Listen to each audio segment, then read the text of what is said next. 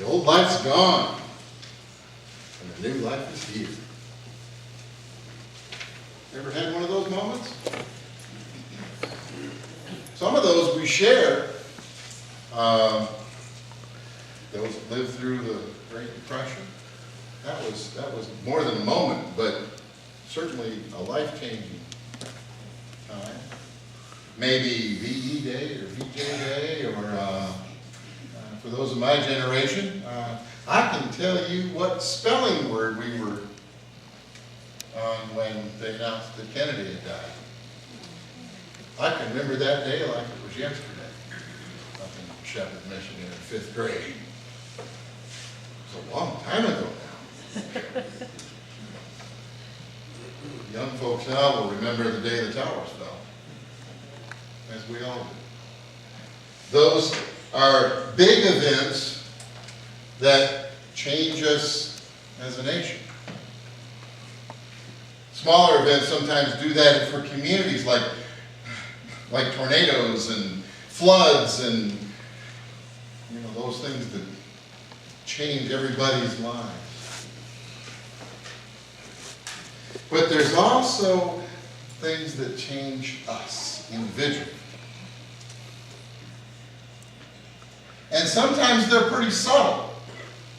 Sometimes they're not. Tragedies in families, loss of children. There's big events that happen. Getting married, sometimes that changes your life. Graduating, going to camp, but sometimes they're pretty subtle. I remember one that changed me completely how I looked at things, and it was just a line which included profanity from a professor. I won't do that part. A professor in psychology at Central Michigan in my sophomore year of college. And it was just said, I think he's wrong, is basically what he said. That didn't sound like much, does it? I had grown up all my life in school as a good student, and I had good student figured out. See, they give you a textbook, and you read the textbook, and you learn the textbook, and then when they give you the test, you put the answers on the test that were in the book, and you get good scores and you make good grades. Because the book is right. Because the right answers are in the book, right? And the book is right.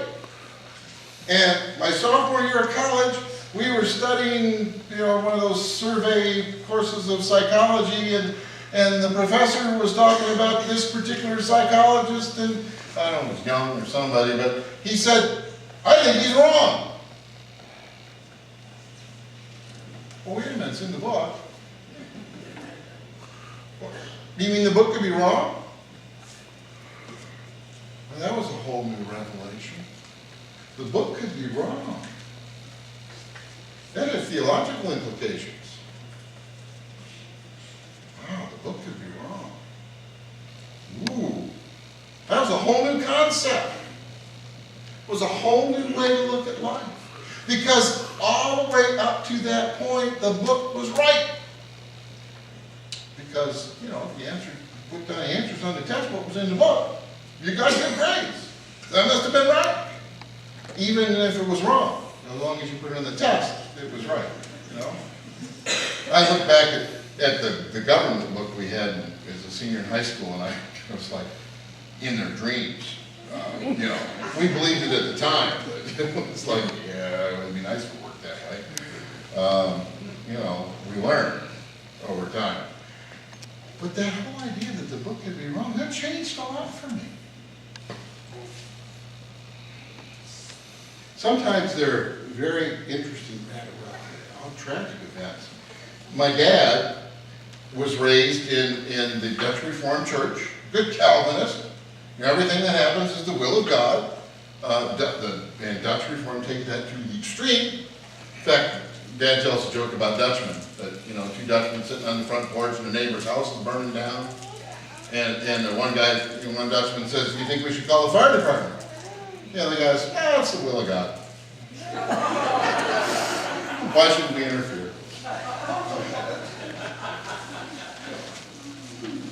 they take it a little too far sometimes. But seriously, my dad, when he was in late elementary school, a classmate, a little girl, got run over by a truck in the street, and he ran home and told Grandpa, told Dad, his dad, told Grandpa about it. And Grandpa said, well, God did that to teach little kids not to run out in the street. Grandpa believed that. There was no problem with that. But it was a life-changing thing for my dad. Because in his mind, he left him with two alternatives. Either his dad was wrong, or it was a God he didn't want anything to do with. That would kill little children just to teach a lesson, you know. And that was Dad's beginning of a whole new way of looking at things. Which eventually during the war got him in the Methodist church and then back to Holland and then in the ministry, in the Methodist ministry. Sometimes it's just something that somebody says. When I was in Orlando and single and looking for love in all the wrong places, and it's a great song, by the way. And this guy I worked with, who was in his 70s, maybe his 80s, might be a little Jewish guy, about this tall, been in the rag trade, selling clothes since he was a kid. And I was complaining about, not finding anybody. And he said, well, if you want a nice girl, go to church. Duh.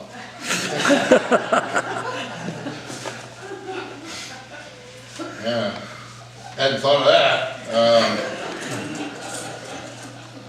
I was actively avoiding church at that point in my life. So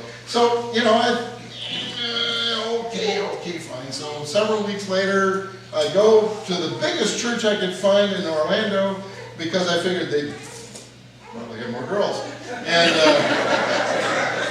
sometimes we go for the wrong reasons. And it was a Sunday in which they actually were having a big Sunday school assembly, and they were launching their new singles ministry that week. And I picked up a brochure, and the director that had just started that day came over and heard my story about growing up as a preacher's kid and being called to ministry and avoiding it and all that stuff and running away. And she said, how would you like this to help us set up our singles program? And here I am. One thing led to another, led to another, and all of a sudden I'm in seminary. Just because little Mikey said, you want to find nice girls, you should go look at church. Sometimes it's just little things like that set us on a whole new direction, on a whole new path. Over the next several weeks, we're going to be talking about the power that the Holy Spirit can give us, the guidance that the Holy Spirit can give us, the gifts that the Holy Spirit can give us, that can send us off in all new directions. But first, we got to turn on the juice. That's the first part. First, we've got to see life in a new way, and that can come through the Holy Spirit. When I was in junior high, my dad went to counsel, had been counseling a long time with a young couple that were having lots of problems. He had an alcohol problem, and one night he got a phone call, and he dashed out of the house, and because the wife was being beaten, and he was going to bring her back to the house, and Mom was telling me all this, and Mom's from the south side of Chicago, so she gets, the south side of Chicago in the 20s and 30s was not, it was a rough town. Still is. But I remember being behind the dining room table with my 16-gauge shotgun, waiting for that husband to come following my dad. And my dad came in and said, "What are you doing?" I said, "I'm defending the family." Put the gun away. Scared me to death.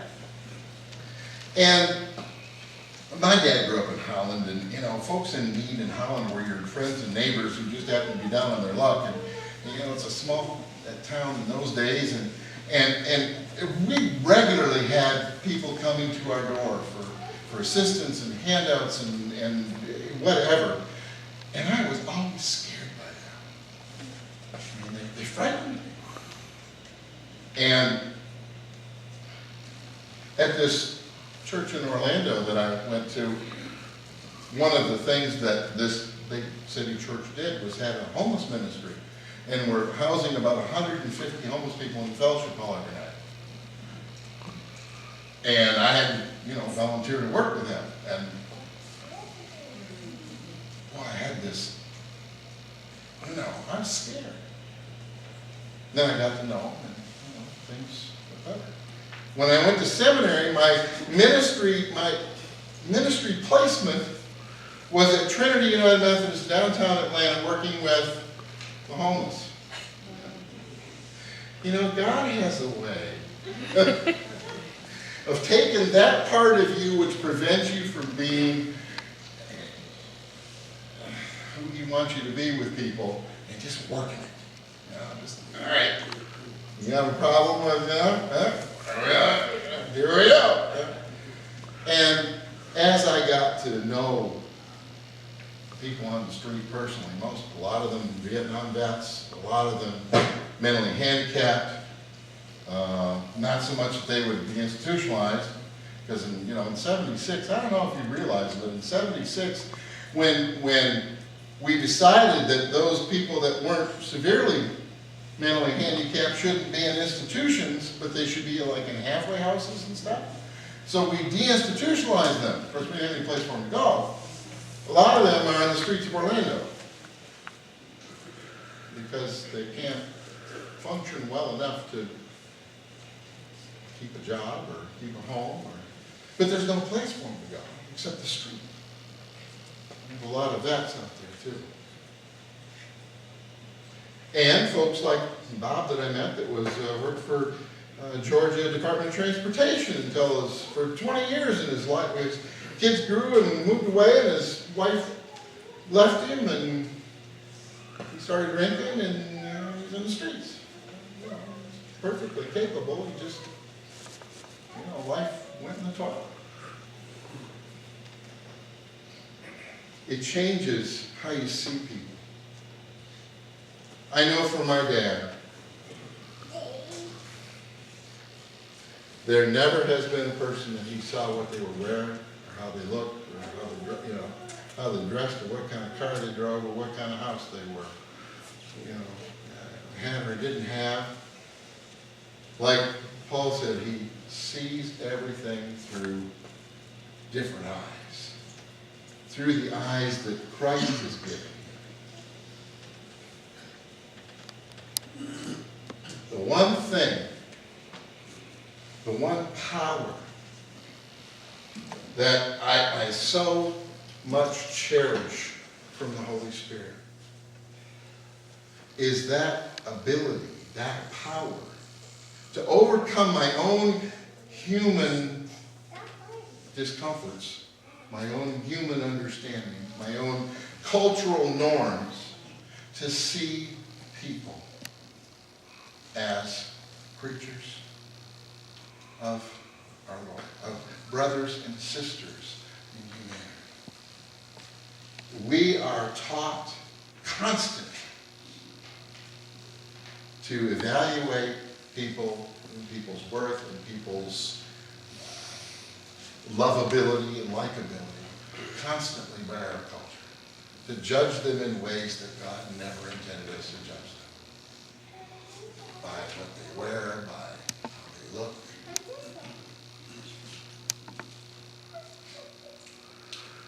But that power can give us the ability to look at people in a whole new way. In a way that touches the heart.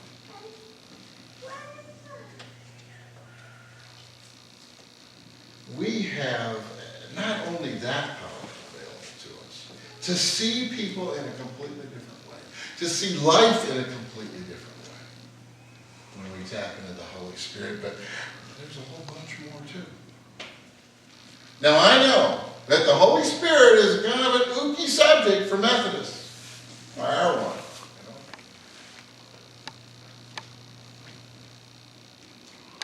We had an evangelist come to Cherokee when I was there, and at that time our catchphrase, our motto for the Methodists was "Catch the Spirit." Remember that? And we had a big banner in front of the church in Cherokee, and he come to do this revival, and we went to hear him, and he said, I was coming into town, I saw that big banner in front of the Methodist church, "Catch the Spirit." So they hadn't lost that thing 100 years ago. And you tried to catch it all the time. But he's right, because in the late 1880s, all the charismatic, Pentecostal, Holy Spirit kind of Methodists all left and became the Church of God and the Church of God Assembly and a whole bunch of other Pentecostals. Because, see, if you let the Holy Spirit start taking hold of worship, then it readily messes up the bulletin. And that really bothered people. So, you got to have order, So they got to have order, folks. Ended up being us and But, it's time to get the baby back, along with the bathwater. So, having the Holy Spirit never hurt anybody. Because that's where the power is. We can't be the people that God created us to be unless we use the power that God provided for us to be that person. Amen. I mean, Pentecost wasn't about just a bunch of people talking and ooh. Pentecost was about having the power turned on. I don't know about you, but I like having the power turned on at home. It gets dark otherwise, and you can't watch TV. I like having the power. And if we allow the Holy Spirit to enter us and turn on that power, just like the difference between sitting home in the dark and sitting home the way you do now, that power opens up all kinds of possibilities. So as we go through these weeks, think about opening yourself. Power. Turn on the juice. All right? It can get scary. It can get fun. But it'll change